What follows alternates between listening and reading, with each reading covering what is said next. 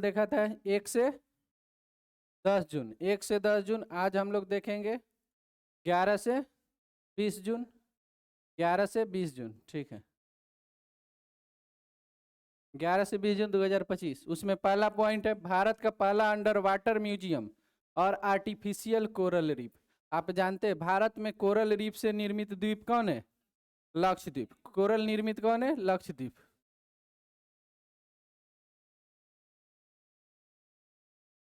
Coral निर्मित द्वीप है लक्षद्वीप, है ना।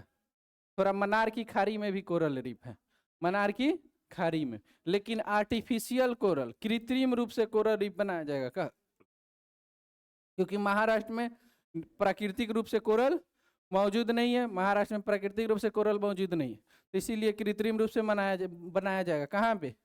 महाराष्ट्र में। और साथ में अंडर वाटर म्यूजियम भी बनाया जा रहा है, अंडर वाटर म्यूजियम। ये बात आगे भी आएगी, यहाँ पे आप ये बात ध्यान रख लीजिए। आर्टिफिशियल कोरल रीफ कहाँ बनाया जाएगा? महाराष्ट्र में।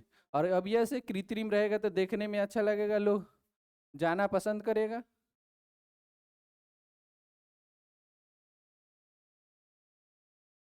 इसको भी ठंड लग गया है क्या? नहीं, इसको ठंड नहीं लगा।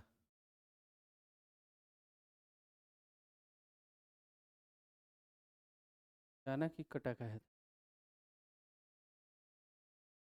ठीक है। तो हम लोगों ने पढ़ा कि आर्टिफिशियल कोरल रीफ कहाँ है? महाराष्ट्र में स्थापित की जाएगी, जबकि नेचुरल रूप से कोरल निर्मित द्वीप कौन सा है? लक्षद्वीप और मन्नार की खाड़ी। लक्षद्वीप और मन्नार की। अगला क्वेश्चन, ये भी कहाँ पे बनाया जा रहा है? सिंधु दुर्ग तट पे, सिंधु दुर्ग तट पे। और यहीं पे बनाया जाएगा under water museum, under water museum भी। चलिए, इसमें ये सब डाटा जानने के लिए, दुनिया का पहला अंडर वाटर म्यूजियम कहाँ बना था? 2009 में। दुनिया का पहला अंडर वाटर म्यूजियम मेक्सिको में और 2009 में बना था, मेक्सिको में 2009 में। नेवा, नेवा प्लेटफॉर्म, नेवा का फुल फॉर्म क्या है भाई? तो नेवा का फुल फॉर्म एक डिजिटल प्लेटफॉर्म है जो किसको? विधायी प्रक्रिया को पेपरलेस बनाता है, विधायी प्रक्रिया को पेपरलेस बनाता है, ठीक है। और ये कब लॉन्च किया गया है? 2018 में केंद्र सरकार द्वारा जारी किया गया। और सभी को एक ही प्लेटफॉर्म पे, सभी राज्य के विधानसभा को एक ही प्लेटफॉर्म पे लाने के लिए कौन सा प्रोजेक्ट लागू किया गया? नेवा, नेवा 2018 में। और इसको अपनाने वाला कौन सा 29वां विधानमंडल कौन बना? पुदुचेरी। टोटल भारत में कितने विधानमंडल हैं?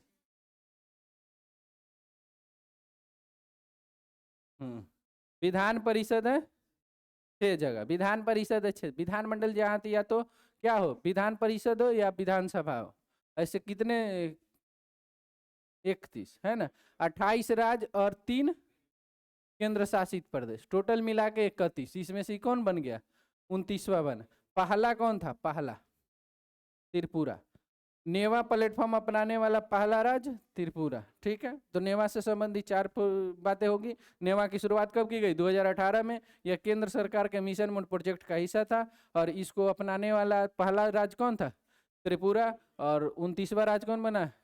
राज्य या केंद्र शासित प्रदेश पुदुचेरी। और ओवरऑल कितने बनेगा इसमें? 31। तो आगे हम लोग देखेंगे अगर हुआ होगा तो। फिलहाल तक इतना हम जानेंगे। प्रियंका गोस्वामी, प्रियंका गोस्वामी का संबंध किससे? कहाँ हुआ था? ऑस्ट्रियाई में। ऑस्ट्रिया की राजधानी कहाँ है? वियना। ऑस्ट्रिया की राजधानी वियना। तो ऑस्ट्रिया में हुआ था। प्रियंका गोस्वामी के द्वारा ऑस्ट्रिया रेस वॉकिंग में कौन सा पदक जीती है? स्वर्ण पदक जीती। और तो बस ये जानना है कहाँ की रहने वाली है? उत्तर प्रदेश की। प्रियंका कहाँ की रहने वाली है? उत्तर प्रदेश की। उत्तर प्रदेश की रहने वाली प्रियंका गोस्वामी। और इनको मिला है स्वर्ण पदक। कहाँ हुआ? ऑस्ट्रिया। ऑस्ट्रिया की राजधानी कहाँ है? वियना।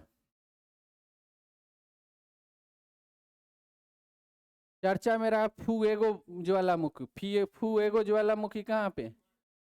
फुएगो ज्वालामुखी कहाँ पे? ग्वाटेमाला में। ग्वाटेमाला में कुल लगभग इतने हैं, जिसमें से 3 सक्रिय है। तो ये सब जानना नहीं। ये भी किसका हिस्सा है? रिंग ऑफ फायर का हिस्सा है, इतना जान जाइए। रिंग ऑफ फायर का ही हिस्सा है। और ये ग्वाटेमाला, फुएगो, फुएगो कहाँ पड़ता है? ग्वाटेमाला। फुएगो कहाँ पड़ता है? ग्वाटेमाला में, ठीक है। फुएगो ग्वाटेमाला में। हुए के ज्वालामुखी ग्वाटेमाला में। भारत और फ्रांस के बीच सैन्य अभ्यास, भारत और फ्रांस के बीच सैन्य अभ्यास शक्ति, शक्ति का आयोजन कहाँ हुआ है? भारत और फ्रांस के बीच संयुक्त सैन्य अभ्यास, नाम क्या है उसका? शक्ति। देखिए भारत और फ्रांस के बीच तीन चीजें होती है, एक का नाम है शक्ति, एक का नाम है वरुण, और तीसरा का नाम है गरुड़। गरुड़, गरुड़, है ना? अच्छा अब देखिए तीनों के तीनों है, वरुण, गरुड़ और शक्ति। शक्ति आयरन लेडी, शक्ति का मतलब कौन सा हुआ? थल सेना। शक्ति का मतलब थल सेना। वरुण मतलब जल होता है, मतलब नौसेना। वरुण मतलब जल होता है, मतलब नौसेना। गरुड़ मतलब होता है वायुसेना। देखते आप, इंडोनेशिया के एयरवेज का नाम क्या है? गरुड़। इंडोनेशिया के एयरवेज का नाम क्या है? गरुड़ एयरवेज। अगर पूछे कि गरुड़ एयरवेज आप मुंबई से पकड़े हैं या दिल्ली से पकड़े हैं, अब गरुड़ एयरवेज पकड़े हैं तो वो कहाँ ले जाएगी? चेन्नई ले। उसके बाद वो गरुड़ एयरवेज पकड़े हैं तो वो आपको ब्रिटेन ले जाएगी या इंडोनेशिया ले जाएगी? इंडोनेशिया ले। ठीक है, तो गरुड़ इंडोनेशिया का एयरलाइंस है, लेकिन यहाँ गरुड़ एयरलाइन करने का मतलब उड़ने से संबंधित जोड़ ले। इंडोनेशिया का प्रतीक भी क्या है? गरुड़ ही है। लेकिन यहाँ पे आपको जानना है गरुड़ युद्धाभ्यास किससे है? गरुड़ युद्धाभ्यास फ्रांस। ये तीनों के तीनों भारत और फ्रांस के बीच, भारत और फ्रांस के बीच, भारत और फ्रांस के बीच। तो भारत और फ्रांस के बीच सिंपल एक के बारे में तीनों हम जान सकते हैं। भारत और फ्रांस के बीच तीन युद्धाभ्यास है, तीनों एक के बारे में आ जाएगा। कौन कौन? इसमें तो तीनों, इसमें रटने की कोई आवश्यकता नहीं, तीनों को अगर लॉजिक लगाए तो ऑटोमेटिक पता चल जाएगा कौन किसका है। शक्ति है तो थल का है, शक्ति कहाँ प्रदर्शन होगा? थल सेना में। उसके बाद गरुड़ हो जाएगा वायु सेना में, और वरुण हो जाएगा नौसेना। चलिए, शक्ति अभ्यास की शुरुआत कब हुआ था? 2011 में, 2011 में। इस बार आयोजन कहाँ किया गया? एक बार फ्रांस में, एक बार भारत में, ऐसे ही चलते रहा। तो इस बार फ्रांस में आयोजित हुआ था शक्ति अभ्यास। Global gender gap index, global gender gap index में देखिए कौन शीर्ष पे रहा है? आइसलैंड। आइसलैंड प्रत्येक साल लगातार 8-10 सालों से आइसलैंड क्या है? शीर्ष पे। आइसलैंड लगातार 8-10 सालों से शीर्ष पे। भारत का रैंक कितना आ गया? पहले भारत का रैंक कितना था? पहले भारत का रैंक था इतना नीचे नहीं आता, 129। अब हो गया 131। मजे की बात है, ग्लोबल जेंडर गैप इंडेक्स जो वर्ल्ड इकोनॉमिक फोरम द्वारा जारी किया जाता है, बांग्लादेश का रैंक दुनिया में मात्र 24 है। भारत कितना पे है? बांग्लादेश। हमको जब डाटा देखे थे यार आश्चर्य लगा, बांग्लादेश आसपास होना चाहिए। 124, हमें लगा एक इसका डिलीट हो गया, छूट गया होगा, नहीं लगता। भारत कितना पे है और बांग्लादेश सीधे,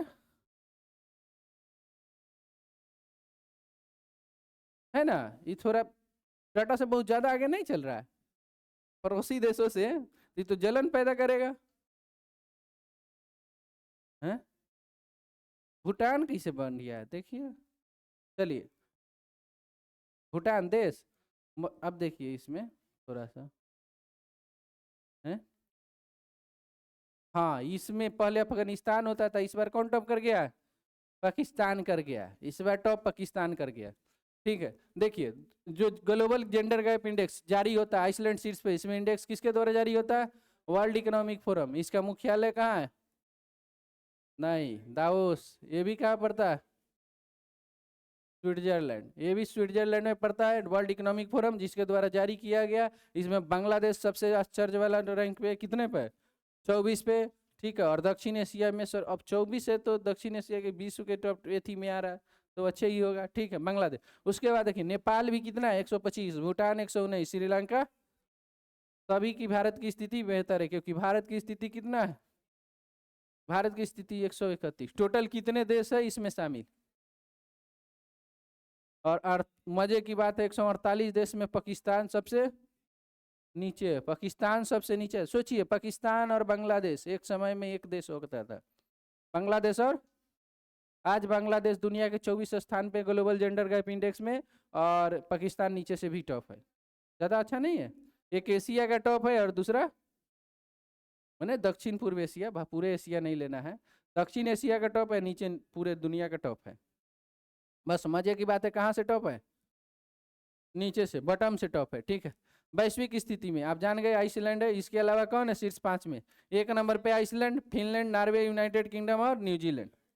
तो आप शीर्ष आइसलैंड हमेशा रहता है, 3 को तक याद कर सकते हैं, फिनलैंड और नॉर्वे, शीर्ष के फिनलैंड नॉर्वे। और कंपेयर करेगा बांग्लादेश, तो बांग्लादेश का आप ऐसे पे भी लिख सकते हैं, महिला यति पे भी डाटा को आप यूज कर सकते हैं। जैसे महिला कुछ मान लीजिए या कुछ बोले तो आप बोल सकते हैं। बांग्लादेश और पाकिस्तान दोनों पड़ोसी देश है, जो 1971 में बांग्लादेश जो भी पाकिस्तान से उभर के आया, आज बांग्लादेश कितना नंबर पे है?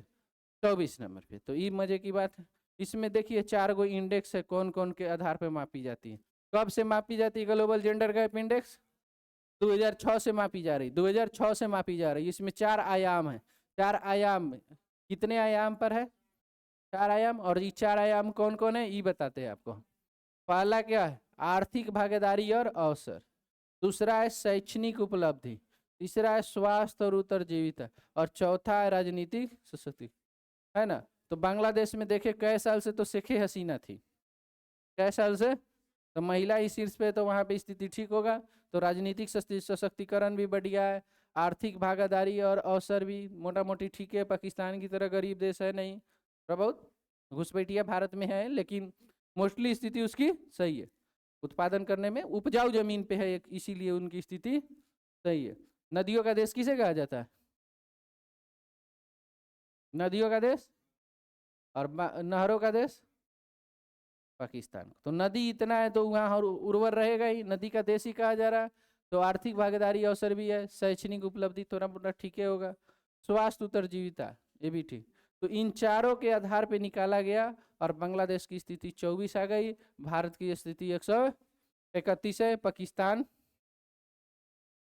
तो टोटल ओवरऑल कितना है? 148 है, उसी में पाकिस्तान नीचे से टॉप है। वित्तीय स्थिरता, वित्तीय स्थिरता और विकास परिषद की बैठक कहाँ हुई है? मुंबई में। तो 2025 में वित्तीय स्थिरता और विकास परिषद, वित्तीय स्थिरता और विकास परिषद की बैठक कहाँ हुई? तो याद रखेंगे मुंबई में। कहाँ हुई है? मुंबई में। वित्तीय स्थिरता और विकास परिषद की बैठक मुंबई में हुई। और आपको हम बताए कि जो भी दिल्ली से अलग हो उसको ध्यान रखना ही है ना, क्योंकि एग्जाम में आपको दिल्ली में बहुत बैठक होती है, तो जो अलग है उसको तो याद हर हाल में रख लेना। आ गया तो ठीक है। वित्तीय स्थिरता और विकास परिषद, वित्तीय स्थिरता और विकास परिषद कहाँ बैठक हुआ है? मुंबई में। ये मुंबई में हुआ। इसकी स्थापना कब हुई थी वित्तीय स्थिरता विकास परिषद का? 2010 में। इसकी स्थापना 2010 में हुआ था। और इसके अध्यक्ष कौन होते हैं?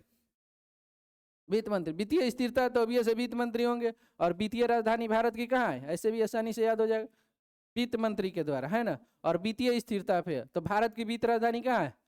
तो आयोजन कहाँ होगा? आरबीआई का मुख्यालय कहाँ है? सेबी का मुख्यालय कहाँ है? तो सब चीज वही है। तो मीटिंग कहाँ बुलाई जाए? मुंबई में। तो आसान हो जाएगा, कुछ याद नहीं करना है, खाली लॉजिक के आधार पे भी आपको याद आ जाएगा। मुंबई वित्तीय स्थिरता विकास परिषद का हेडक्वार्टर मुंबई में। इसमें गठन कौन है? आरबीआई, सेबी आदि सदस्य हो रहा है, ठीक है। ये सभी सदस्य है। क्या कल आपको हम बोले थे क्या बजे से चलेगी? 8:15। धीरे धीरे उसको लाना है कितने नंबर पे?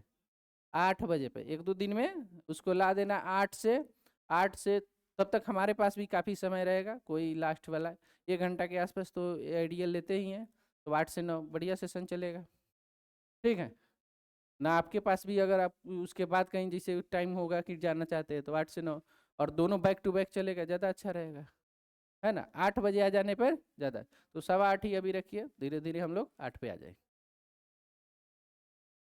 ठीक है। तो वित्तीय स्थिरता विकास परिषद की मीटिंग कहाँ बुलाई गई है? मुंबई में। कुछ लॉजिक नहीं है, सिंपल, क्योंकि वित्त पे और अध्यक्षता कौन करता है? वित्त मंत्री। इसका गठन कब किया गया था? 2010 में। गठन कब किया गया था? 2010 में। अगला है भारत और किस देश की वायुसेना के बीच एक अभ्यास हुआ, नाम क्या है? टाइगर कला। आप देखे होंगे टाइगर कला कहाँ हुआ है? अमेरिका में। किसका है? वायुसेना का। टाइगर कलॉन किसका है? वायुसेना। टाइगर कलॉन। इससे पहले आप टाइगर ट्रंप भी नाम सुने होंगे, टाइगर ट्रंप। तो ट्रंप कहाँ का है? ट्रंप अमेरिका के राष्ट्रपति है। तो टाइगर ट्रंप तीनों सेना का था। ये किसका था? तीनों सेना का। और एक टाइगर क्ला है जो किसका है? वायुसेना। टाइगर क्लान जो है वायुसेना का। तो टाइगर जहां आ जाए, ट्रंप आए, सिंपल क्लॉन आए, दोनों के दोनों किसके जाएगा? अमेरिका के साथ, टाइगर ट्रम्प और टाइगर क्लान अमेरिका के साथ, ठीक है। तो कुछ नहीं जानना। आयोजन कहाँ हुआ है? अलास्का में। अलास्का में हुआ तो जगह याद नहीं रखना, बस ये देख लेना अमेरिका में हुआ है, ठीक है। जब भारत में होगी तो साथ में आपको जगह भी देखना पड़ेगा। भारत में अगर आयोजन हुआ तो कहाँ हुआ, विदेश में आयोजन हुआ तो जगह की कोई आवश्यकता नहीं है, भारत में जगह भी देखना पड़ता है। टाइगर क्लोन कहाँ हुआ है? अमेरिका में, सिंपल बात। भारत की सेना ने किस पे आयोजित? खान क्वेस्ट। खान क्वेस्ट जो है ना, आप सुने होंगे, दुनिया का सबसे बर्बर इंसान कौन था प्राचीन काल में, जिसका नाम सुन के ही दहशत आ जाता था? चंगेज खा। चंगेज खा। और चंगेज खा कहाँ के रहने वाला था? मंगोलिया का। चंगेज खा मंगोलिया के रहने वाला, तो उसी को चंगेज खा, ठीक है। आपको तो एक बार हम बताए कि ये क्या है, ऐसे खा लिखा था, लेकिन आजकल लोग इसको इंग्लिश करेंगे तो यही लिखाएगा, लेकिन अब इसको लोग बोल बाल के बुर्बक बना दिया है। खान, ये खान नहीं है, क्या है? हाँ है। जब खा बोलिए ऑटोमेटिक ना आएगा, है ना। तो चंगेज खा, तो वही जो चंगेज खा था, तो उसी पे खा को वेस्ट लाता है। उच्चारण ही भी करेगा, खान के वेस्ट नहीं करेगा। वो हिंदी से इंग्लिश थोड़ा लॉजिकली गलत है, उसका उच्चारण क्या होगा? खा के वेस्ट। चंगेज खा से, तो अब ये से चंगेज का कहाँ के रहने वाला था? मंगोलिया का। तो ये अभ्यास कहाँ होगा? इसका वैश्विक है, ये वैश्विक है, जिसमें भारत भी शामिल हुआ, 20 से अधिक देश शामिल हुआ था, 20 से अधिक देश। भारत भी एक मंगोलिया से अलग युद्धाभ्यास करता है, उसका नाम क्या है?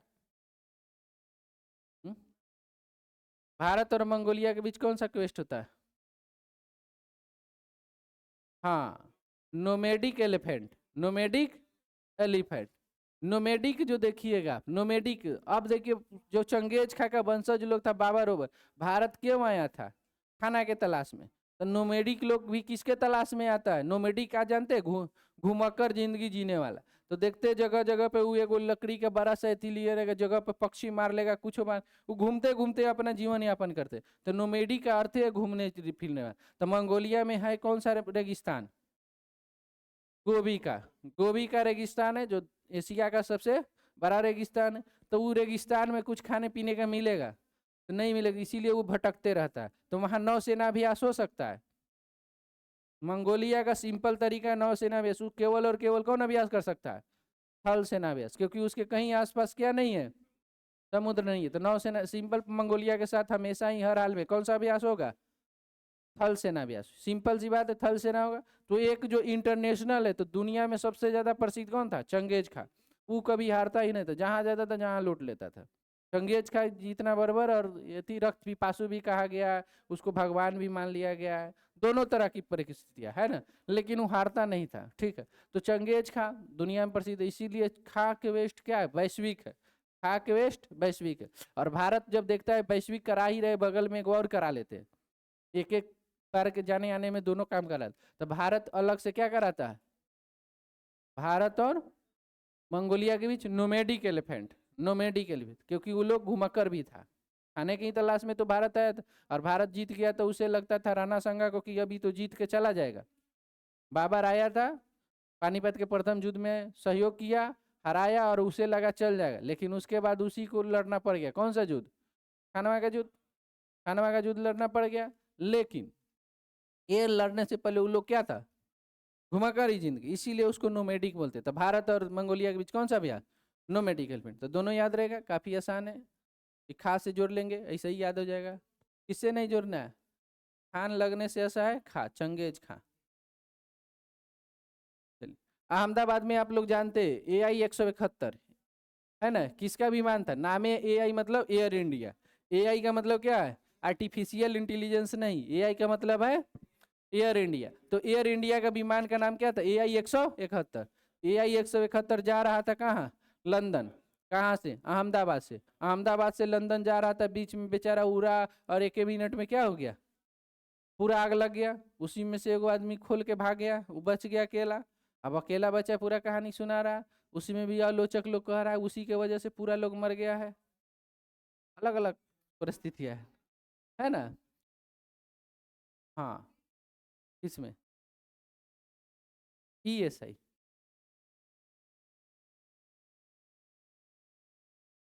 अच्छा, ये दुर्घटना कितने तारीख को हुई? तो 12 तारीख को हुई है। अच्छा उस दिन एग्जैक्ट दोनों ऑप्शन दे दिया था। तो वो सब क्वेश्चन जब देती है ना, तो मान लीजिए आपको कटअप वाला नहीं होता, वो तो पागल ये आदमी है।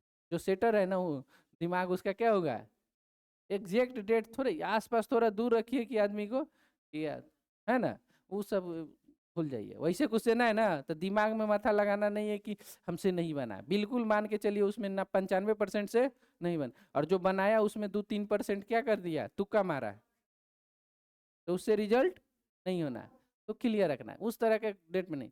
बस आपको जानने की चीज़ इसमें है कि कहाँ से जा रही थी, अहमदाबाद से लंदन जा रही थी, विमान का नाम क्या था, और इसका अध्यक्ष किसको बना दिया गया, गोविंद मोहन को, गोविंद मोहन को, ठीक है, गोविंद मोहन को। अभी हाल फिलहाल में एक रिजल्ट आया है बीपीएससी असिस्टेंट, कोई दिए थे आप लोग, उसमें कटअप देखिएगा, जनरल के बाद दूसरा नंबर पे कटअप किसका गया है, ईबीसी का गया है, ईबीसी का कटअप गया है, और ओबीसी का कम गया है, सबसे कम क्या ईडब्ल्यूएस का गया है, एससी एसटी का तो कम जाता ही है। इन चारों में देखिएगा जनरल का और ईबीसी का क्या हो गया, बराबर हो गया 113 के आसपास, ठीक है। और ओबीसी का, ओबीसी मतलब BC2 या सीधे बीसी जो बोलते हैं, बीसी का कटअप भी कम है, और ईडब्ल्यूएस का उससे भी कम है। तो ये सब कुछ दिन में आएगा, ये सब क्या हो जाए। अभी ईडब्ल्यूएस का क्यों कटअप कम जा रहा है, इस पे हम थोड़ा सोच रहे थे, तो ये कारण निकला कि ईडब्ल्यूएस का ना नए दिया ही है, तभी सब सीटों खाली है ईडब्ल्यूएस का, जो 10% प्रत्येक जगह 10% क्रिएट कर रहा है, तो सब जगह खाली है। उस सब का क्या है, ईबीसी का चाहे बीसी का सीट पहले से ही खाली होगा, वही ना होगा अभी क्या, लेकिन ईडब्ल्यूएस का जो 10 मिल गया वो 10 खाली है, तो इसीलिए नया नया है। यही 10 साल के बाद ईडब्ल्यूएस का कोई फायदा नहीं रहेगा, वो बराबर किसके हो जाएगा, जनरल के, क्योंकि सभी सीटें लॉक हो जाएगी, सभी जाते जाते सब सीटें अब खाली होगा तभी तो बनेगा। तो शुरुआत में नए नए, इसीलिए ईडब्ल्यूएस का कटअप हमेशा ही क्या रह रहा है, क्योंकि 10% सीट आएगी ही आएगी, और का सीट खाली होगा तब आएगी, लेकिन ईडब्ल्यूएस का तय है क्या परसेंट आना है, 10% आना ही आना है। इसीलिए ईडब्ल्यूएस का कटअप है फिलहाल, तो 10 साल ले तो तैयारी करना नहीं है, प्रयास करिए फायदा उठा लिया जाए, समझे। तो कटअप कम होने का, बहुत सारे लोग खाली देखते ही कम है कम है, लॉजिक से काम नहीं करते। हमने सोचा कि चलो इस पे दिमाग लगाई जाए, तो निकला उसका यही रिजल्ट है। चलिए, तो गोविंद मोहन जी ने क्या किया, अध्यक्षता किया है एआई विमान जांच का, ठीक है। पासेस अभ्यास, पासेक्स किसके साथ है, भारत और ब्रिटेन यार, भारत और ब्रिटेन के साथ, भारत और ब्रिटेन के साथ, ठीक है। भारत और ब्रिटेन के साथ कुछ और युद्धाभ्यास है, भारत और ब्रिटेन के साथ कौन सा युद्धाभ्यास है, पासेस के अलावा आप नाम सुने हो, एक कोंकण जानते हैं ना, अजय वारियर, भारत और पाकिस्तान, भारत और ब्रिटेन के बीच अजय वारियर, थल सेना का ही है, किसका है, थल सेना का अजय वारियर। नौसेना के लिए क्या है, तो कोंकण तट पे, हम लोग बोलते हैं कोंकण तट, कोंकण तट जब बोलेंगे तो ऑब्वियस है तट पे किसका तट होता है, समुद्री तट होता है, तो कोंकण तट, तो ऐसे ही याद हो जाएगा ये किसका है, नौसेना का, तो कोंकण नौसेना का। और एक होता है इंद्रधनुष, इंद्रधनुष किसका है, इंद्रधनुष किस में बनता है, आसमान में, आसमान मतलब वायुसेना, तो इंद्रधनुष आसमान में बनता है इसीलिए वायुसेना, कोंकण तट पे इसीलिए नौसेना, और एक है पासेक्स, और दूसरा क्या अजय वारियर, वारियर वारियर मतलब जोधा, जोधा कहाँ मिलेगा आपको, थल सेना। तो अजय वारियर जो कभी हारा ही नहीं, अजय मतलब जो कभी हारा ही नहीं, हमेशा ही जीत रहा, अजय वारियर। तो योद्धा, तो 3 आपको याद रखना पासेक्स के साथ साथ, क्या क्या, अजय वारियर, कोंकण और इंद्रधनुष। उधर हम लोग फ्रांस के साथ भी 3 याद किए बहुत आसानी से, शक्ति, वरुण और गरुड़।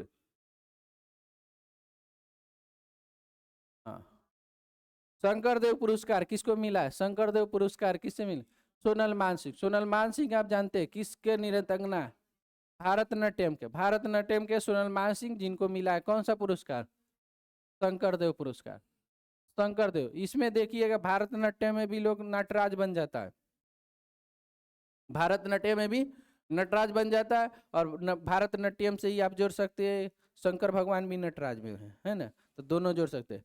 तो सोनल मान सिंह को कौन सा अवार्ड मिला है? शंकरदेव पुरस्कार। और सोनल मान सिंह किससे संबंधित है? भरतनाट्यम से। इसमें 5 लाख रुपया मिलता है। इसकी शुरुआत 1984 से हुई है। 5 लाख रुपया मिलता है और 84 से, तो ज्यादा ये अमाउंट याद नहीं है, कोई बात नहीं, बस याद एक कर लेना। शंकरदेव पुरस्कार किसको मिला है? तो सोनल मान सिंह को। और सोनल मान सिंह किससे संबंधित है? भारतनाट्यम से। भारतनाट्यम से। चलिए, ऑपरेशन राइजिंग लायन किसने शुरू किया? ऑपरेशन राइजिंग लायन इजराइल के द्वारा शुरू किया गया आतंकवाद को रोकने के लिए। Operation rising lion, operation rising lion Israel के द्वारा शुरू किया गया आतंकवाद को रोकने के लिए। ठीक है। किस राज्य के फेनी को जीआई टैग मिला? किस राज्य के फेनी को जीआई टैग मिला? कौन सा राज्य? गोवा। एक्चुअली फेनी नहीं है, उसका पूरा नाम क्या है? ओजो फेनी। इसका पूरा नाम है ओजो फेनी। तो ओजो फेनी को जीआई टैग मिला। फेनी को तो बहुत पहले ही मिल गया था, 2016 ही के आसपास। अभी किसको मिला? ओजो फेनी। और ओजो फेनी क्या है? शराब है ना? तो शराब काजू के किशमिश सबसे बनता था, है ना? तो काजू से निर्मित शराब है, उसमें थोड़ा सा इसको लगेगा कि इंपोर्टेड शराब है। कहाँ से? जैसे स्पेन शैंपेन ओपेन आता है ना पेरी साइड से, उसी तरह लगे, लेकिन भारतीय का जीआई गुजरात में, भले गोवा में। और गोवा में कौन रहता है? पुर्तगाली। यानी एक तरह से देखा जाए तो यूरोपवासी ही जाता रहेगा। ठीक है। तो गोवा में भारतीय, तो लोग घूमने जाता है। जैसे बहुत सारे लोगों को अभी दारू पीने का शौक नहीं होगा, लेकिन कितना लोग तो अभी शुरू कर देते हैं बेरोजगारियों में, नहीं, बेरोजगारी में भी पीना शुरू कर देते हैं। लेकिन कितना लोगों को शौक रहता है, अभी बेरोजगार है, चलो बाबू का ज्यादा पैसा बर्बाद नहीं करते। लेकिन रोजगार में जिस दिन आए थे उस दिन तो पार्टी की पहले शुरुआतें जस्ट आराम से हो, नहीं, क्योंकि हमको नौकरी लग गया, अब हम पी सकते हैं क्या? तो सोचने वाला उसकी अपनी स्वतंत्रता है। हालांकि इससे क्या करना चाहिए? बचना चाहिए, इससे बचना ही चाहिए। लेकिन जो पिए, लेकिन आपको जानने की बात यह है कि वो जो फेनी है कहाँ की है? गोवा की। आपके लिए इतना ही है अभी फिलहाल कि वो जो फेनी कहाँ का है? गोवा का। और वो शराब है। और तो लोग घूमने जाता, कोई पर्यटन करने जाता, कोई इधर उधर घूमने जाता, तो क्या लगता है? चलेंगे वहाँ इंजॉय करेंगे, स्पेशल वहाँ का डिश खाएंगे, यही होता है ना? पर्यटन का मुख्य उद्देश्य होता है वहाँ के स्पेशल दर्शन को देखेंगे, स्पेशल साइट को, और दूसरा क्या? वहाँ का स्पेशल आइटम डिश को भी हम लोग टेस्ट करेंगे। तो ये डिश है कि आइटम है? डिश। डिश मतलब खाने योग्य होता है, ये आइटम है। आइटम पेय पदार्थ है। पेय पदार्थ को किस में शामिल नहीं कर सकते? डिश में नहीं शामिल कर। डिश मतलब बढ़िया चीज, खान पान से संबंधित। कही ना, पान में तो आ ही गया, नहीं। चलिए, डिश में नहीं करेंगे इसको, आइटम में ले सकते। चलिए, तो शराब है ओजो फेनी। भारत मंगोलिया के बीच आपको बता दिए, नोमेडिक एलिफेंट, कुछ सोचना ही नहीं, आसानी से याद हो जाएगा। नोमेडिक किसके साथ? मंगोलिया के साथ। खां के वेस्ट कौन कराया? दोनों में अंतर क्या है, नोमेडिक में और खां में? खां क्योंकि वैश्विक था चंगेज का, इसीलिए वो ग्लोबल है। और ये भारत और मंगोलिया के बीच है नोमेडिक के लिए। वो भागते भागते भारत आ गया था, तो भारत उसके बीच हो गया। भारतीय सेना ने सटीक हमला के लिए, भारतीय सेना जो है सटीक हमला के लिए कौन सा बनाया? रुद्राक्ष भीटॉल। भीटॉल, डिटॉल नहीं समझ लेना, क्या है? भीटॉल। भीटॉल का फुल फॉर्म हम आपको बताते हैं। भीटॉल का अर्थ क्या है? Vertical take off landing. Vertical take off landing. जैसे सामान्यतः जो होता है, ये लोग विमान सब पहले क्या करेगा? अचानक बढ़ता है तब जाके उड़ता है ना। ये डायरेक्टे उड़ जाएगा, डायरेक्टे नीचे गिर जाएगा, आसान हो जाएगा ना। जैसे हेलीकॉप्टर भी क्या करता है, पहले आगे बढ़ता है सीधे, हवाई भी थोड़े दूर उठाई लेता है, लेकिन ज्यादातर प्रयास क्या रखता है? लगभग हेलीकॉप्टर भी वर्टिकल रहता है ना। तो ड्रोन भी बनाया गया, तो ड्रोन है, उसका नाम है V12 का vertical take off landing. Vertical take off landing. और इसका रुद्राक्ष नाम रखा गया। नाम क्या रखा गया? रुद्राक्ष। लेकिन रुद्राक्ष कहाँ पे? राजस्थान। राजस्थान में रुद्राक्ष, राजस्थान में रुद्राक्ष। ठीक है, रुद्राक्ष राजस्थान। भीटोल के फुल फॉर्म हो गया vertical take off landing. Vertical take off landing. और ऑब्वियस इसमें बताना ही है, भारत में जो भी ये कौन विकसित करता है? डीआरडीओ। ठीक है, डीआरडीओ द्वारा विकसित होगा। और राजस्थान में तो कहाँ प्रशिक्षण केंद्र है? पोखरण में। राजस्थान में प्रशिक्षण केंद्र है पोखरण। तो राजस्थान के पोखरण में रुद्राक्ष नामक वर्टिकल टेकअप लैंडिंग नामक ड्रोन का सफल परीक्षण किया गया। ड्रोन का सफल परीक्षण किया गया। किस राज्य ने औद्योगिक विकास को बढ़ावा देने के लिए उद्योग क्रांति शुरू किया? अब औद्योगिक विकास को बढ़ावा देने के लिए उद्योग क्रांति कौन शुरू कर रहा है? उद्योग क्रांति पंजाब। उद्योग क्रांति किसके द्वारा शुरू किया जा रहा है? पंजाब। उद्योग क्रांति पंजाब, ठीक। उद्योग क्रांति पंजाब शुरू कर रहा है। और किस पे फोकस है इसका? सूक्ष्म लघु एवं मध्यम उद्योग, एमएसएमई को हिंदी में बोलते हैं सूक्ष्म लघु एवं मध्यम उद्योग, मध्यम उद्योग। और 5 साल में इसका टारगेट है कितना लोग रोजगार देने का? 1 लाख। अब मुख्यमंत्री वहां का कौन है? भगवंत मान। वहां का आम आदमी पार्टी का मुख्यमंत्री है भगवंत मान। बेचारा ये अरविंद केजरीवाल कहाँ है? कोमा में, पता नहीं चल रहा है ना कहाँ सो गया। कोई न्यूज वाला भी उससे जाके नहीं हालचाल आजकल पूछ रहा है, क्या क्या कहते हैं, फिर से दिल्ली में आने होने का है कि नहीं, कोई पूछ रहा है? पता नहीं चला। हो ना हो कहीं कि विदेश चल गया हो। इन लोग का सबसे बड़ी चीज है मीडिया से बचने के लिए कहाँ भाग जाता है? विदेश भाग जाता। वहां तो कोई पूछेगा नहीं। यहाँ है आम आदमी पार्टी अरविंद केजरीवाल, वहां कह चलो जैसे जी, बहुत सारे आराम भी लगता है। विराट कोहली देखते हैं चल जाता है। और कुछ न्यूज वाले लोग तो ऐसे ऐसे चला देते हैं। ऐसे अभी ओडीआई चल रहा था, ओडीआई के 2 दिन बाद लिखता है फोटो की ये लोग कहाँ मिला, इंग्लैंड चला गया। अब पता चला वो इंडिया में था, मेसी आ रहा था ना।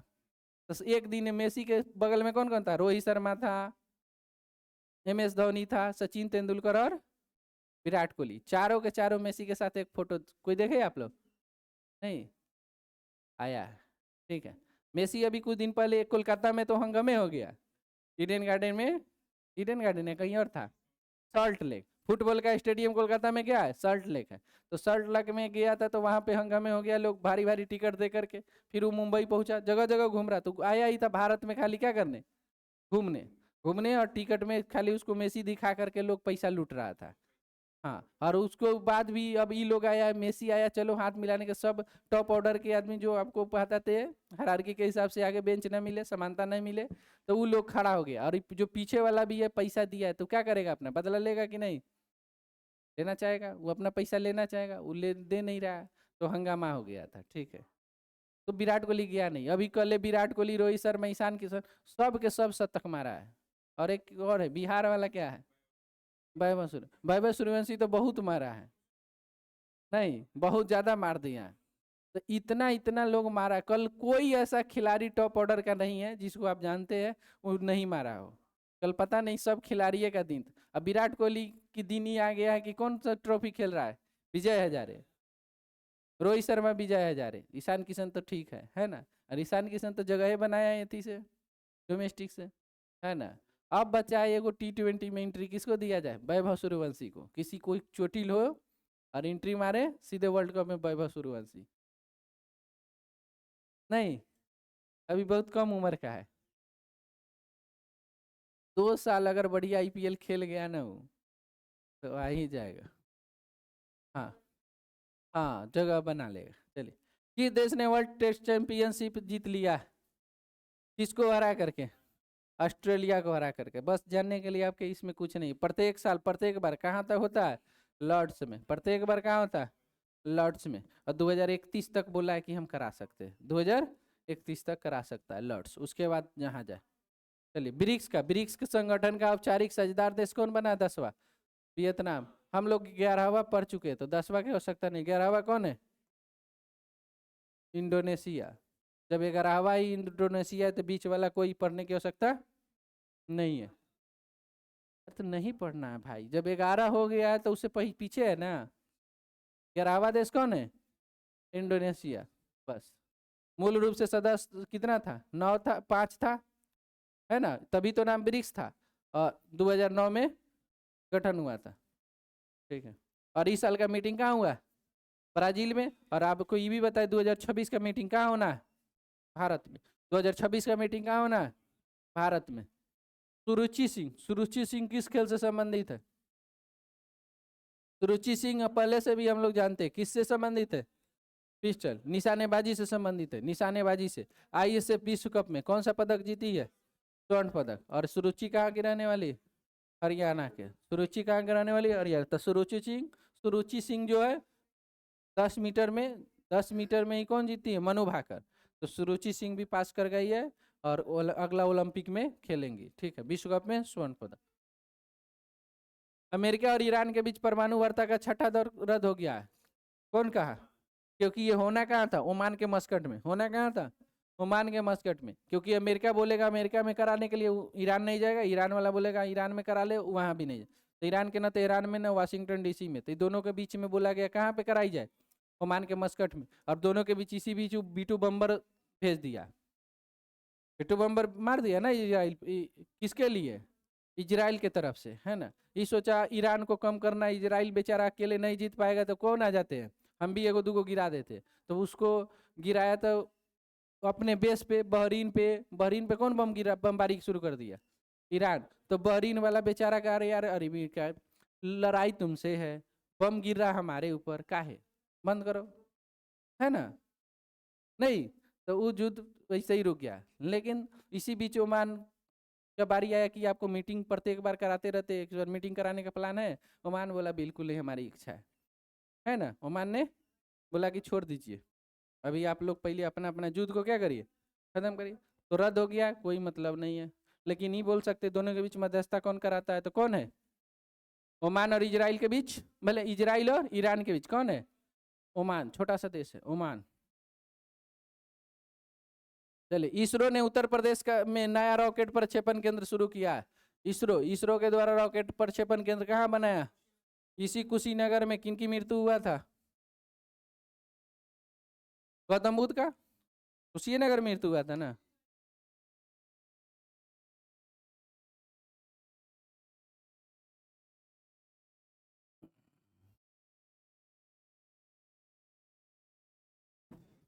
इसी कुशीनगर में मृत्यु हुआ था भगवान बुद्ध का। और इसरो के उत्तर प्रदेश में यहीं पे क्या कर दिया है?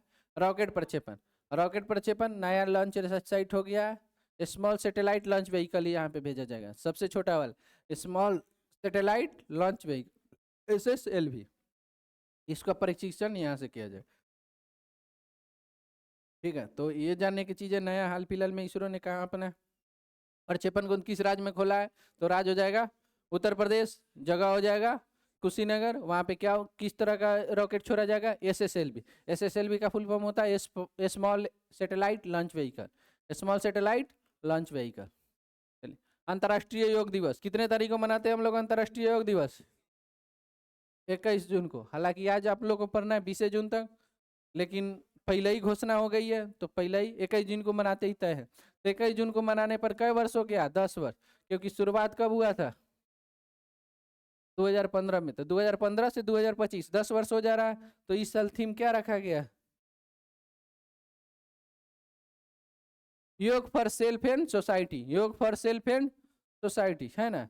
यानी योगा करिए किसके लिए? अपने लिए और समाज के लिए। अब आप योगा नहीं कर रहे तो आपको देखे देखे दूसरा कर रहा है, फलाना के आदमी, जैसे किसी को देखिएगा सुबह सुबह जा रहा होगा योगा करने, तो उनका अगर घर में बीबी होगी और उसका हस्बैंड मोटा के भीम सिंह बन रहा होगा, तो उसकी बीबी बोलेगी वो फलाना आदमी जा रहा है, अपने यहाँ बैठ के सो रहे हैं, जाइए।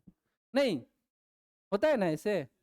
किसका से कंपेयर करता है? अरे वो आदमी जा रहा है स्वास्थ्य। अब उसके बाद एक और उसकी बीबी आई, अब सुना दी हम जानते हैं हमारे पति के स्वस्थ रहते हैं क्योंकि वो डेली योगा करते हैं। और दूसरा ही बेचारा कहीं निकला मोटू सेठ बीमारी है आत्मा, तो क्या कहा जाएगा? तब तो बिल्कुल जाना पड़ेगा। नहीं तो ये स्थिति है। तो इसीलिए इसका थीम बहुत आसानी से याद कर सकते हैं। योगा क्या है? योगा फॉर सेल्फ, अपने लिए और सोसाइटी, पड़ोसी के लिए भी। Yoga for self and society. ठीक, 10 वर्ष। और ये मेन मजे की बात ये है कि इसका आयोजन कहाँ किया जाना है? इसे विशाखापत्तनम। विशाखापत्तनम कहाँ पड़ता है? आंध्र प्रदेश में। तो आंध्र प्रदेश के विशाखापत्तनम में 10 वर्ष पर आयोजन जगह है। और ये इसका थीम है yoga for self and society. Yoga for self and society. FIFA club football कहाँ आयोजित हुआ? अमेरिका में। तो फीफा क्लब फुटबॉल का आयोजन हुआ है इस बार अमेरिका में 2025 में। तो 2025 में अमेरिका हुआ, उसमें अमेरिका का जो क्लब है पेरिस सेंट जर्मन। अमेरिका का क्लब का नाम क्या है? Paris Saint Germain. नाम सुन के कहाँ का क्लब नहीं समझ लेना है, फ्रांस का नहीं समझ। पेरिस सेंट जर्मन कहाँ के क्लब है? अमेरिका का क्लब। तो अमेरिका का क्लब है पेरिस सेंट जर्मन। इसी से खेलता है वर्तमान में कौन? मेसी।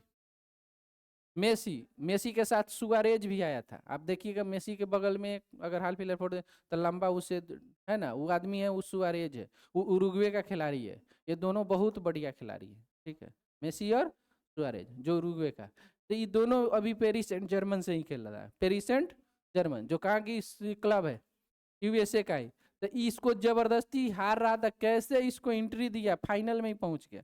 एक बार मौका मिला इसको, इस पे विवाद हो गया कि अगर अच्छे अच्छे खिलाड़ी है, अब अमेरिका में कर रहा, अमेरिका का टॉप ऑर्डर का टीम ना जाए तो विवाद हो जाए। फुटबॉल का ही नियम है, फुटबॉल में जहां आयोजन होना वहां का एक टीम समानता प्रतिभागी रहता, तो इसको वरीयता दिया गया और फिर जीत होते करके किसी तरह ही फाइनल में पहुंच गया, ठीक है। जबकि एक देश से एक ही आदमी जा सकता है, तो विवाद भी उठा था। तो पेरिस सेंट जर्मन फाइनल में पहुंचा, और एक दुनिया से कौन पहुंचा था, दूसरा टीम का नाम क्या था, चेल्सी। दूसरा का टीम का नाम था चेल्सी। तो चेल्सी विजेता रहा है, और उप विजेता कौन रहा है। और मेसी कहाँ से खेलता है, अर्जेंटीना का देश का है, एक क्लब है। अब विराट कोहली किस क्लब से खेलता है, आरसीबी से। ऐसे ही है ना, रोहित शर्मा मुंबई से। तो दोनों तो खेलता भारत से है, लेकिन क्लब अलग अलग है ना। क्लब तो कहीं हो सकता है। अब मान लिया जाए इसको ले लिया जाए, किसी विदेशी का ही, निकोलस पूरन को ले लिया जाए। निकोलस पूरन कहाँ से खेलता है, लखनऊ से। लखनऊ से खेलता है, ठीक है। लेकिन किसी और जगह देखिएगा एमआई इमीरात से खेलता है ना, कि कहीं अलग अलग जगह। तो मेन क्योंकि लेकिन फुटबॉल में ही लोग का कॉन्ट्रैक्ट रहता है, एक गो से खेल सकता है। तो एगो कौन टीम से खेलेगा ही, पेरिस सेंट जर्मन से खेल रहा है। और विजेता कौन रहा है, चेल्सी। आयोजन कहाँ हुआ, अमेरिका में। इसमें से पेरिस कौन है, यूएसए का क्लब। यूएसए का क्लब का नाम है, यूएसए क्लब का नाम क्या है, पेरिस सेंट जर्मन, ठीक है। देखिए कितना बुरा हार हराया है, 3-0 से। एक को गोल नहीं कर पाया मेसी का टीम, और उधर से गोल कितना हो गया, 3 गो। जंपिंग स्पाइडर, अब ये स्पाइडर भी जंप करेगा। ये स्पाइडर तो हम लोग देखे हैं कि धागा के सहारे जाता है, स्पाइडर मन में देखते हैं कि धागा के सहारे सब कुछ कर लेता है ना, कहीं भी इतना पतला पे भी वो लोग चल लेता है। लेकिन अब कह रहा है धागा तो छोड़ो, सीधे उड़ जाना है, वहां पहुंच जाना। जंपिंग स्पाइडर आ गया। जंपिंग स्पाइडर कहाँ मिला, कर्नाटक में। जंपिंग स्पाइडर कहाँ मिला, कर्नाटक में। और कर्नाटक भी पश्चिमी घाट का पार्ट है कि नहीं है। तो कर्नाटक में मिला है जंपिंग स्पाइडर। जंपिंग प्रधानमंत्री मोदी को किस देश का सर्वोच्च नागरिक अवार्ड मिला, साइप्रस। तो मोदी जी जहाँ जाते हैं वहां से कहते लो एक प्रसाद, और प्रसाद में क्या मिलता है, वहां का नागरिक अवार्ड। तो सब जगह जहाँ जाते हैं, तो साइप्रस के दौरा किए और वहां से मिल गया। साइप्रस किसका सदस्य देश है, नाम क्या, ऑर्डर ऑफ माकारियोस। हाँ, इसको केवल आपको याद रखना है, मकारियोस। कौन दिया, Cyprus. Order by order of सब में है, मकारियोस दिया है साइप्रस। साइप्रस, ठीक है। मकारियोस ऑर्डर ऑफ मकारियोस की अवार्ड से मोदी को सम्मानित किया है कौन सा देश, साइप्रस। साइप्रस। G20 शेरपा से कौन त्याग पत्र दे दिया, अमिताभ कांत त्याग पत्र दे दिया, अमिताभ कांत। और जाके प्रोफेसर बन गए यूएसए का एक किसी कॉलेज में, यूएसए के कॉलेज में जाकर के फिर से ही, क्योंकि इकोनॉमिक्स के बहुत बढ़िया जानकार है, तब क्या बन गए हैं, प्रोफेसर बन गए यूएसए में जाकर के। सोचे कि ये थी में रहने से हमको ज़्यादा पैसा नहीं मिल रहा है, लेकिन इनके पास नॉलेज इकोनॉमिक्स का बढ़िया है। तो अमेरिका के एक यूनिवर्सिटी में वाला हायर किया, बोला कि आइए हम आपको बहुत पैसा देंगे, जैसे भी जिस भी कारण से। लेकिन ये यहाँ से त्याग पत्र दिए और पहुँच गए टीचिंग पर कराने। चंद्रमा पर पानी का पता लगाने के लिए, चंद्रमा पर पानी का पता किसने लगाया, लगाया नहीं, लगाना है। लग जाएगा तो 80 हो जाएगा, वहाँ जीवन भी पता चल जाएगा। और पानी मिलेगा तो किधर मिलेगा, दक्षिणी ध्रुव पे मिलेगा। इसीलिए भारत या कोई भी देश कहाँ आप जाना पसंद करेगा, लेकिन दक्षिणी ध्रुव पर जाना टफ था, और भारत ऐसा करने वाला कौन सा देश बना, पहला देश बना था। भारत ऐसा करने वाला पहला देश बना था, ठीक है। और कृत्रिम कौन सा कृत्रिम कंपनी था जो, माने कृत्रिम नहीं, गैर निजी कंपनी था जो चंद्रमा के दक्षिणी हिस्सा पे पहुंचा है, निजी कंपनी नहीं, ब्लू घोस्ट। नाम क्या था उसका? यूएसए का ब्लू घोस्ट, तो वो पहुंचा था। चले, तो चंद्रमा पर पानी का पता कौन लगाएगा? नासा। नाम क्या रखा है उसका? Lunar ice. लूनर, लूनर मतलब चंद्र होता है। लूनर मतलब क्या होता है? सोलर मतलब सौर्य होता है, लूनर माने चंद्र होता है। तो लूनर और आइस में क्या निकलेगा? पिघलेगा तो पानी।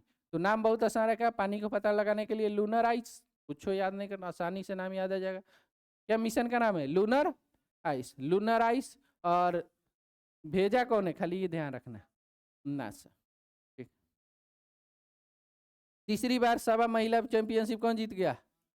भारत। भारत। दक्षिण एशिया बास्केटबॉल एसोसिएशन, सभा का फुल फॉर्म है south Asia basketball association. South Asia मतलब दक्षिण एशिया बास्केटबॉल एसोसिएशन सभा। लेकिन ये अभी नहीं, फरवरी में आयोजन हुआ, पता नहीं अभी काहे लिखा है। फरवरी में ही आयोजन हुआ और भारत तीसरी बार जीत गया। और आयोजन कहाँ हुआ था? दिल्ली में। किसको हराया? मालदीव को। किसको हराया? मालदीव को हरा। मालदीव को हरा करके दक्षिण एशिया बास्केटबॉल एसोसिएशन जो सभा है उसकी तीसरी खिताब दिल्ली जीत गया है। और दक्षिण एशिया में छोटे मोटे कंट्री है, उसमें भारत की स्थिति ठीक रहती है। लेकिन इसके बावजूद भी आप देख रहे हैं बांग्लादेश कभी कभी सैफ जीत जाता है, छोटा मोटा जीतते रहता है बांग्लादेश। आईएनएस गुलदार जलमग्न, पहला हम लोग देखे थे म्यूजियम, वहां पे याद करिए। अब म्यूजियम, म्यूजियम किससे बनना था? महाराष्ट्र में। म्यूजियम भी महाराष्ट्र में। और कृत्रिम रोल क्या? कोरल रीफ भी। कृत्रिम कोलर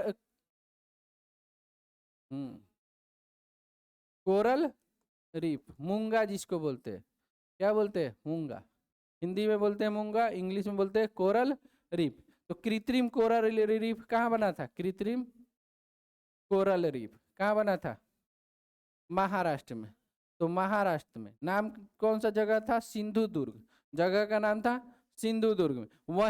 वहीं पे एक जलमग्न संग्रहालय बनना था। लेकिन जलमग्न संग्रहालय किससे बनना था? आईएनएस गुलदार। नाम याद रखेंगे, आईएनएस गुलदार। आईएनएस गुलदार कितना मीटर गहराई में बन रहा है? 20 मीटर। और 2026 में ओपन। तो कभी आप महाराष्ट्र जाना चाहेंगे, मुंबई, तो मुंबई में चल जाइए। कहाँ पे?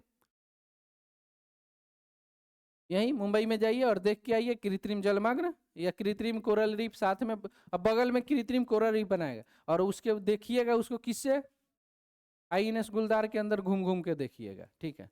क्योंकि जल के नीचे है ना, तो जल के नीचे जब आप जाइएगा तो आपके लिए भयकम बनाया जाएगा पहले, तब तो आप आराम से सांस लेके घूम सकते हैं। नहीं तो पता चलेगा आपको क्या पहनाया जाएगा? ऑक्सीजन मास्क पहने तब जाके घूमे तो दिक्कत हो। तो लोग घूमना वैसे चाहेगा? सब चाहता है कि फ्री होकर के घूमे। यहाँ देखते पटना के गांधी, पटना में क्या है यार? जू। तो पटना के जू में आप क्या देख सकते हैं? मछली घर। ठीक ठाक है मछली घर। कौन कौन पटना के जू का मछली घर देखा है ना? तो क्या ठीक है? अच्छा नहीं है? ठीक, लगभग है। चलिए, दुनिया का मछली घर, भले भारत का सबसे बड़ा मछली घर कहाँ है? भारत का सबसे बड़ा मछली घर रांची में। कहाँ है? रांची में। भारत का सबसे बड़ा मछली घर रांची में, ठीक है। और यहाँ बन रहा है आईएनएस गुलदार से जलमग्न संग्रहालय, भारत का पहला जलमग्न संग्रहालय। कहाँ बन रहा है? महाराष्ट्र के सिंधुदुर्ग में। महाराष्ट्र के सिंधुदुर्ग में। और किसको डुबाया जा रहा है वहां पे? आईएनएस गुलदार को। आईएनएस गुलदार को। और देखेंगे क्या आप? कृत्रिम कोरल रीफ देखेंगे क्या आप? कृत्रिम कोरल रीफ। सेबी का नया अध्यक्ष कौन बन गया? तुहिन कांत। सेबी का नया अध्यक्ष बन गया तुहिन कांत, जो पहले, इससे पहले कौन थी? माधुरीपुरी बुच। इससे पहले थी माधुरीपुरी बुच।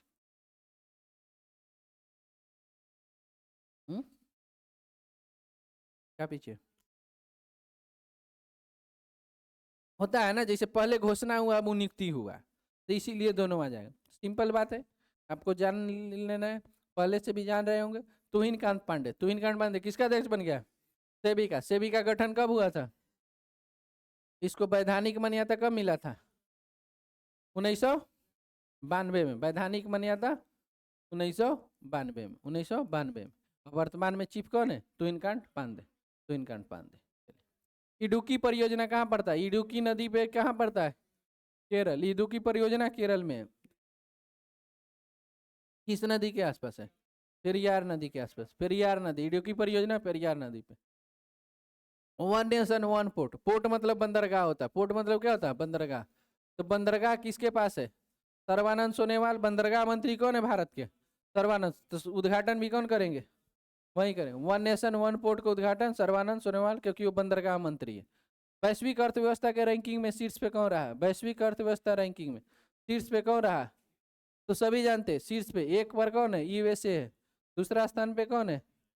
चीन है। तीसरा स्थान पे कौन है? जर्मनी। तीसरा स्थान पे है जर्मनी। और चौथा स्थान पे भारत। चौथा स्थान पे भारत है। और भारत किसको पीछा किया है? जापान को। तो पांचवा स्थान पे जापान। तो ये तो सभी जानते हैं। किसका रिपोर्ट है? आईएमएफ का। आईएमएफ का रिपोर्ट है, सभी जानते हैं। किस राज्य में जल गंगा वर्धन, जल गंगा संवर्धन योजना? मध्य प्रदेश। याद है कि जल गंगा संवर्धन कौन लाया है? मध्य प्रदेश। कल हम लोग देख रहे थे एक और गंगा समाधि, कौन सा बंद किया था? क्या नाम था उसका? नमो गंगा नहीं था। देखिए तो कौन सा गंगा था वो? नमो गंगा नहीं था, वंदे गंगा। हाँ, कौन सा गंगा था वो? वंदे गंगा। वंदे गंगा। वंदे गंगा जल संवर्धन कौन शुरू किया? वो भी वही है, जल संवर्धन है। वंदे गंगा जल संवर्धन कौन शुरू किया? राजस्थान। और इसका नाम क्या जो मध्य प्रदेश शुरू किया? जल गंगा। पहले राजस्थान है वंदे गंगा, और मध्य प्रदेश जल गंगा। और इन दोनों में गंगा नदी जाती है? नहीं जाती, इन दोनों में नहीं जाती। तो उल्टा भी बोल सकता है, बोल देगा जल गंगा संवर्धन किस राज्य में मिलाया चलाया गया? राजस्थान। और दूसरा बोल देगा वंदे गंगा कहाँ चलाया गया? मध्य प्रदेश। तो दोनों स्टेटमेंट क्या हो जाएगा? गलत हो जाएगा। दोनों स्टेटमेंट गलत हो जाए। तो वंदे गंगा राजस्थान में है और जल गंगा मध्य प्रदेश। एक साथ याद रखेंगे। आप सभी जानते हैं मध्य प्रदेश के मुख्यमंत्री कौन है? मोहन यादव। चलिए, एंड्रॉयड आधारित मोबाइल से वोटिंग प्रणाली, ई वोटिंग प्रणाली शुरू करने वाला कौन सा पहला राज्य बन गया? बिहार। बिहार ई वोटिंग कराने वाला, मोबाइल से वोटिंग कराने वाला पहला राज्य बना है बिहार। बिहार बन गया। भारत ईरान से अपने नागरिक को निकालने के लिए कौन सा मिशन शुरू किया? सिंधु। ईरान में लड़ाई हो गया, ईरान और इजराइल के बीच। तो ईरान में जितना लोग, ईरान से भारत का संबंध ठीक ठाक है, तो ईरान में बहुत सारा लोग कमाने जाता है, तो ईरान से आने के लिए, वहाँ के लोगों को लाने के लिए कौन सा ऑपरेशन चलाया गया? ऑपरेशन सिंधु। अच्छा, इजराइल से निकालने के लिए कौन सा ऑपरेशन चलाया गया था? हाँ, इजराइल से निकालने के लिए ऑपरेशन अजय। ऑपरेशन अजय, ठीक है। और ऑपरेशन सिंधु कहाँ से? ईरान से। ईरान से ऑपरेशन सिंधु, ठीक है। काली टाइगर रिजर्व, काली टाइगर रिजर्व, इस नाम से कहीं नहीं पता चल। क से काली, क से कर्नाटक, जोड़ सकते। काली कहाँ पे? कर्नाटक। काली कर्नाटक, काली कर्नाटक। और कोई राज्य है? कैसे? केरल काली नहीं बैठ रहा। क से काली, क से कर्नाटक, जोड़ सकते। कर्नाटक। कर्नाटक में कौन सा? काली टाइगर रिजर्व। काली टाइगर रिजर्व कर्नाटक में। बस इतना ही जानना है। अभी हम लोगों ने इडुक्की जाना। इडुक्की तो जानते हैं, पेरियार नदी कहाँ बहती है? केरल में। तो वही हो जाएगा काली कर्नाटक। काली कर्नाटक, काली कर्नाटक। चलिए, अगला है मारुति सुजुकी। मारुति सुजुकी जानते हैं, गुड़गांव में अपना कंपनी बनाती है। तो मारुति सुजुकी अब कहाँ बना रही है? मानेसर। मानेसर भी कहाँ पड़ता है? हरियाणा में। मानेसर भी कहाँ पड़ता है? हरियाणा में। तो अपना सबसे बड़ा प्लांट इन रेलवे टर्मिनल, यानी कि रेलवे से आयात निर्यात करना आसान होता है। निर्यात तो नहीं होगा, रेलवे से एक जगह से दूसरे जगह सामान को ले जाना आसान होता है। ठीक है। तो भारत में मारुति सुजुकी द्वारा कहाँ पे अपना प्लांट स्थापित किया है? मानेसर। मानेसर भी कहाँ पड़ता है? क्योंकि गुरुग्राम में बन रहा, तो मानेसर जाना बहुत दूर नहीं पड़ेगा, नहीं पड़ेगा। ठीक। सरकार ने निजी वाहन के लिए कितने रुपए का फास्टैग वार्षिक कर दिया? अब देखिए, आप फास्टैग जब भी जाते, अब कहीं भी घूमने उमने जाते, तो अचानक 4 गो टोल प्लाजा लग गया, तो 1000 के आसपास लग ही जाएगा। 4 गो टोल प्लाजा जाने आने में 1000 से पार कर जाएगा, है ना? तो ये 2 गो 3 गो साल भर में ऐसा टूर कर लिए तो क्या हो जाएगा आपका?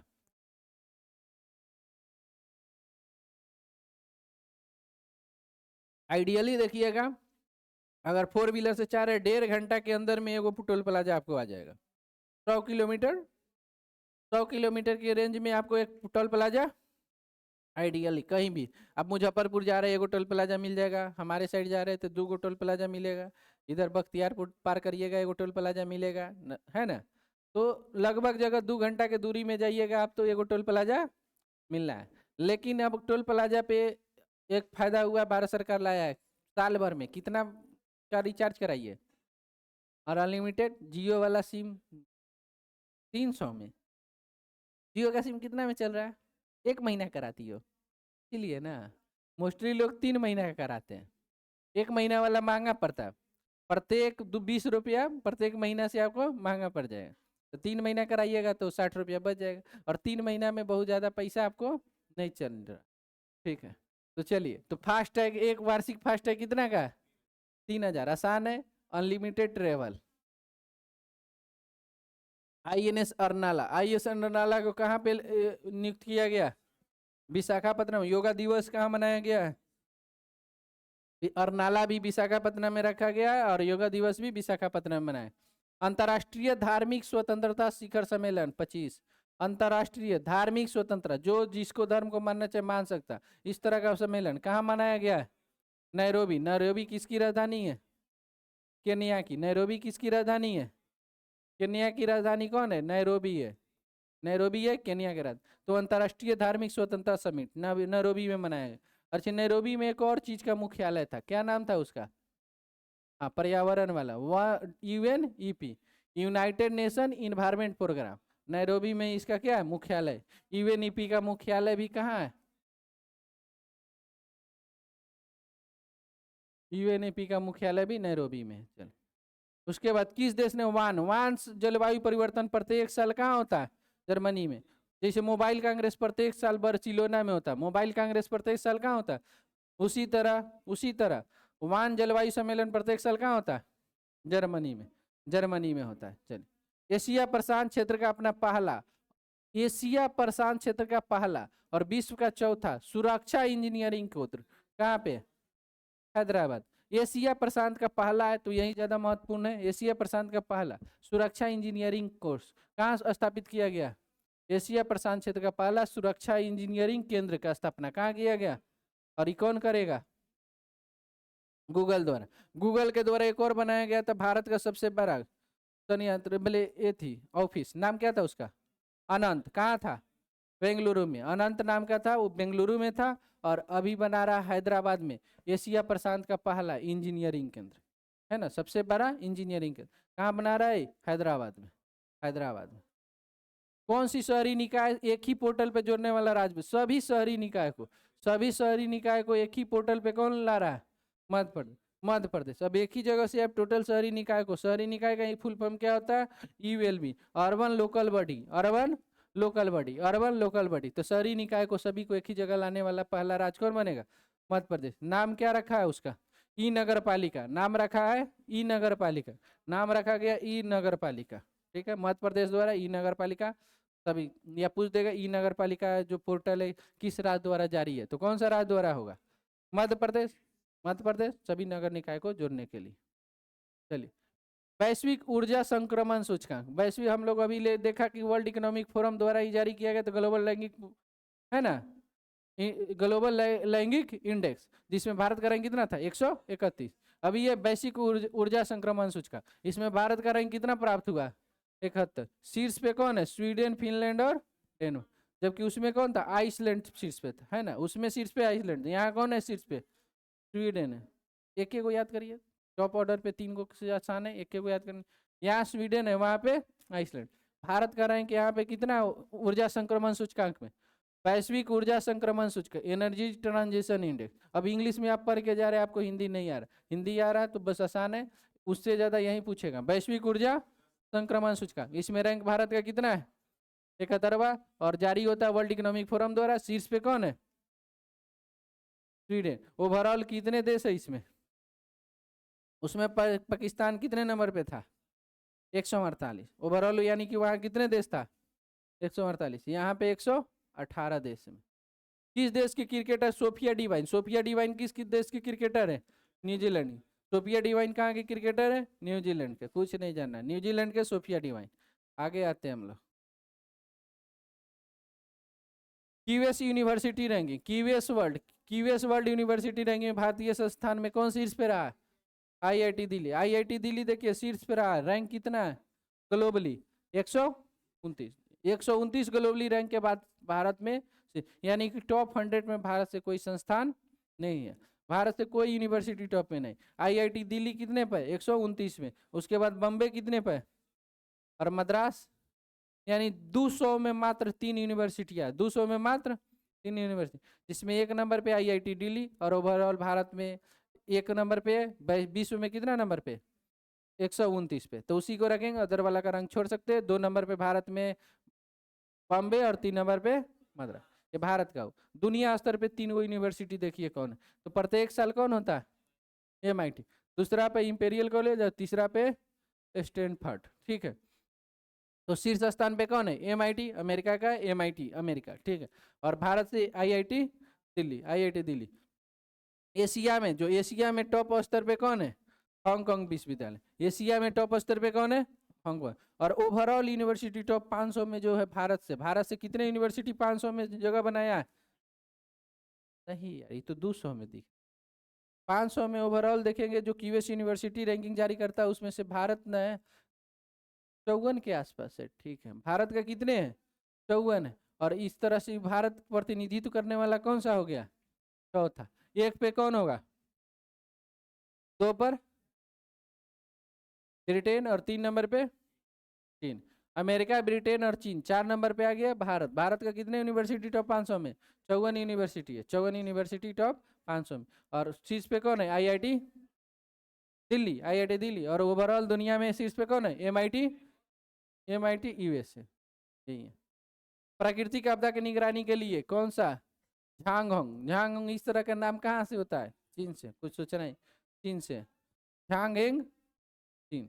कैंसर उपचार के लिए किस देश के नैनोकॉप विकसित कर दिया, कैंसर उपचार के लिए कौन सा नैनोकॉप, बड़ी बात है, कौन लाया है भारत के द्वारा विकसित कर दिया है कैंसर के लिए नैनोकॉप, और पहला है तो अभी से बहुत ज्यादा इंपॉर्टेंट है, तो आपको याद करने की जरूरत है। और किसके सहयोग से, आईआईटी मद्रास के सहयोग से कैंसर के उपचार के लिए नैनोकॉप विकसित करने वाला दुनिया का पहला देश कौन बन गया, भारत बन गया, आईआईटी मद्रास के, आईआईटी मद्रास के। वित्त आयोग ने डिजिटल पेमेंट अवार्ड से किसको दिया, तो वित्त आयोग का डिजिटल पेमेंट अवार्ड से किसको सम्मानित किया गया, इंडियन पोस्ट पेमेंट पे, इंडिया पोस्ट पेमेंट पे, इंडिया पोस्ट पेमेंट किसके द्वारा दिया गया, आरबीआई द्वारा, किसके द्वारा दिया गया, आरबीआई द्वारा अवार्ड दिया गया किसको, इंडियन पोस्ट पेमेंट। देखिएगा क्यूआर जो है, आज आप लोग जहां तहां पेमेंट कर देते हैं, सब लोगों के पास बड़े बैंकों का एटीएम नहीं था, या तो मोस्टली लोगों के पास कौन सा है, छोटे छोटे जो बच्चे होते हैं गांव स्तर पे बड़ा बड़ा बैंक है, लेकिन पोस्ट ऑफिस सभी गांव में, पोस्ट ऑफिस सभी गांव। तो छोटे छोटे बच्चे को स्कीम का फायदा उठाने के लिए किसमें अपना अकाउंट खुलवा लेता है, और उसी को क्या कर दिया क्यूआर से जोड़ लिया है, ऑनलाइन यूपीआई से जोड़ लिया, और यूपीआई से जोड़ने के साथ ही अब 10 रुपया का आइसक्रीम खा रहा है तो मोबाइल से कर दे रहा है, अब मम्मी को पता नहीं चला कि आइसक्रीम खाया भी है, क्योंकि पेमेंट कहाँ से निकल गया, और वो उसी में अकाउंट में मम्मी अपना बूढ़ा पेंशन उठवा रही है, दादी अपना बूढ़ा पेंशन।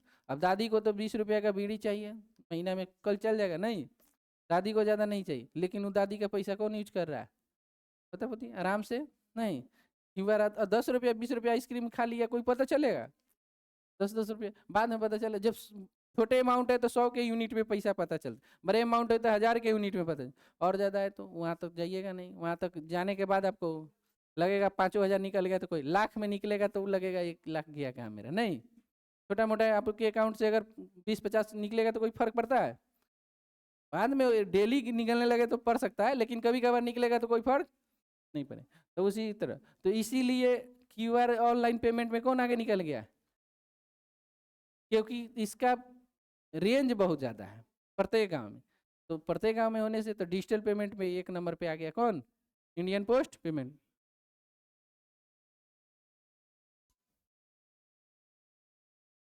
आरबीआई द्वारा दिया गया।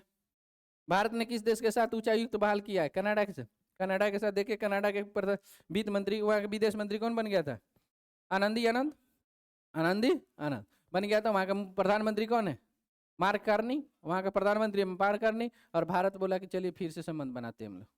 कनाडा की राजधानी कहाँ है, ओटावा। इडुक्की पहले भी हम लोग पढ़े पेरियार नदी पे, कहाँ पे, केरल में। इडुक्की पहले भी पढ़े पेरियार नदी पे केरल में, ठीक है। किस विश्वविद्यालय ने अनुसूचित जनजाति के लिए छात्रों को प्रशिक्षित करने की जय हिंद योजना, तो जय हिंद योजना कौन, जय हिंद किससे संबंधित है? जय हिंद सुभाष चंद्र बोस नारा जय हिंद का दिए थे, और साथ में क्या दिए थे? दिल्ली चलो, जय हिंद और दिल्ली चलो। तो दिल्ली चल रहा है तो दिल्ली यूनिवर्सिटी, जय हिंद दिल्ली यूनिवर्सिटी। जय हिंद कहाँ से? दिल्ली यूनिवर्सिटी से। जय हिंद दिल्ली यूनिवर्सिटी हो गया, अभी है ना। किस राज्य के उच्च न्यायालय ने सिंगल यूज प्लास्टिक को बैन किया? केरल। सिंगल यूज प्लास्टिक को बिहारों बंद कर रहा था, देखिएगा उस दिन फिलहाल 5-10 दिन सामान उमान नहीं मिले, बोलेगा बैग लेके सब कुछ लेके आई, अब 5 दिन बाद फिर खत्म हो जाता। सिंगल यूज प्लास्टिक का जब तक सब्स्टिट्यूट नहीं आएगा तब तक बंद नहीं होगा। तो सिंगल यूज प्लास्टिक को कौन फिर से प्रतिबंध किया? केरल। देखिए जुर्माना कई हजार है, लेकिन क्या प्रभाव पड़ता है? नहीं। और इस साल आप देखेंगे पर्यावरण दिवस मनाया गया था 5 जून को, आपको कल बताए थे। थीम क्या था? बीट प्लास्टिक के पॉल्यूशन था। बीट प्लास्टिक तो फिर से याद आया कि चलो फिर से प्लास्टिक को दूर किया जाए, बीट प्लास्टिक पॉल्यूशन। केंद्र सरकार ने विभिन्न हिस्सों में कितने ड्राइविंग प्रशिक्षण स्कूल खोलेगा? केंद्र सरकार 2000 खोलेगा। अब आप जाते पता चलता है कि रोड पे गाड़ी चला रहा है बिना ड्राइविंग लाइसेंस के, चालान काट देगा। तो चालान कर देगा भैया, खाली चालान काटने के लिए कि व्यवस्था तो कराइएगा, तो व्यवस्था करा रहा है केंद्र सरकार। कितने खोल दिया है? 2000। जाके पहले ट्रेनिंग लीजिए, नहीं तो हम लोग ट्रेनिंग अगर लेने चलते तो यहाँ बगल लिखा था हमारे यहाँ कार चलाना सिखाया जाता है 1 महीना में, और आपको जाइए कार चलाना 10 दिन में सिखा देगा, कहेगा हो गया आप जाइए अब गाड़ी चलाइए। और गाड़ी चला के कहीं नया गाड़ी लिए किसी को ठोक दिए। तो प्रशिक्षण लेने के लिए कहाँ क्या व्यवस्था किया जा रहा है? 2000 स्कूल खोला जा रहा है, किसके द्वारा? केंद्र सरकार द्वारा। केंद्र सरकार द्वारा। सुरक्षा यात्री योजना एयरलाइन प्रदर्शन पे नागर विमानन समीक्षा बैठक कौन किया? राममोहन। तो आप जानते हैं भारत के एविएशन मंत्री कौन है? राम मोहन नायडू। भारत के एविएशन मंत्री है राम मोहन नायडू। तो यही है विमानन मंत्री, इसीलिए इन्हीं के द्वारा उद्घाटन किया जाएगा। पोर्ट वाला किसके द्वारा उद्घाटन किया गया था? सर्बानंद सोनोवाल। क्योंकि पोर्ट मंत्री कौन थे? बंदरगाह मंत्री सर्बानंद सोनोवाल। और एविएशन मंत्री है क्या बोलेंगे इसको, एविएशन का हिंदी अभी बताए थे, विमानपत्तन मंत्रालय किसके पास है? राम मोहन नायडू। राम मोहन नायडू। तो इन्हीं के द्वारा किया जाएगा।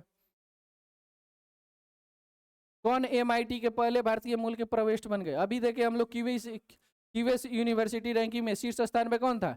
MIT। यही MIT का पहला टीचर कौन बन गया? भारत के सिंथिया बर्नहार्ट। प्रोवेस्ट बन गए, उसके सबसे चीफ बन गए सिंथिया बर्नहार्ट।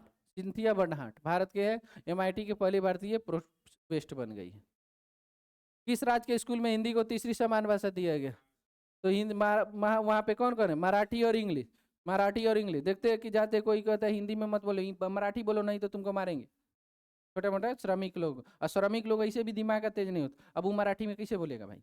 भले है ना, जैसे पढ़ा लिखा है तो थोड़ा जल्दी रिकॉल कर लेगा, जो श्रमिक वर्ग जल्दी रिकॉल कर पाएगा? और उसको मार रहा है।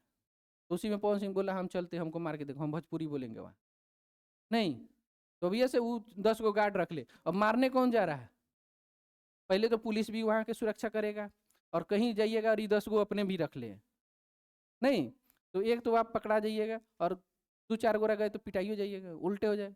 तो कोई धाकर, तो सब धाकर नहीं ना, वहाँ श्रमिक वर्ग है उसके पास उतना बल है नहीं, 10 लोगों को रखने की क्षमता नहीं है। तो इसीलिए तो वहाँ भी अब क्या लगाया गया है? हिंदी ला दिया, मराठी इंग्लिश के साथ हिंदी। अंतर्राष्ट्रीय ऊर्जा एजेंसी के ताजा रिपोर्ट के अनुसार दुनिया का सबसे तेज बिजली उत्पादन करने वाला क्या नंबर पे भारत पहुंच गया? तीसरा। 1 नंबर पे कौन है? 1 नंबर पे चीन है, 2 नंबर पे अमेरिका। 1 पे चीन, 2 पे अमेरिका। 1 पे चीन, 2 पे अमेरिका। तो बिजली उत्पादन करने में 1 पे चीन, 2 पे अमेरिका, 3 नंबर पे कौन बन गया? भारत। भारत का लक्ष्य 2030 तक कितना गीगावाट उत्पादन करना है? 500 गीगावाट। भारत का लक्ष्य 2030 तक 500 गीगावाट उत्पादन करना है। इस तरह से आज आपका हो गया 21 से 11 से 20 जून। कल हम लोग मिलेंगे 21 से 30 जून के साथ। चलिए।